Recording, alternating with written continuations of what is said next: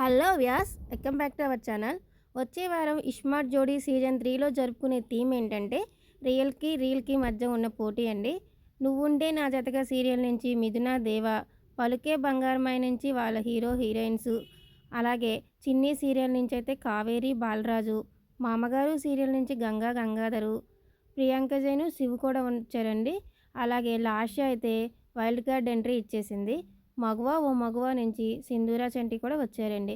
ఇలాగా కావ్య ఎంట్రీ అయితే చాలా బాగుందండి. ఇలా రీల్ వర్సెస్ రీల్ జంటలు బాగా అంటే బాగా ఎంటర్టైన్ చేయబోతున్నాయండి.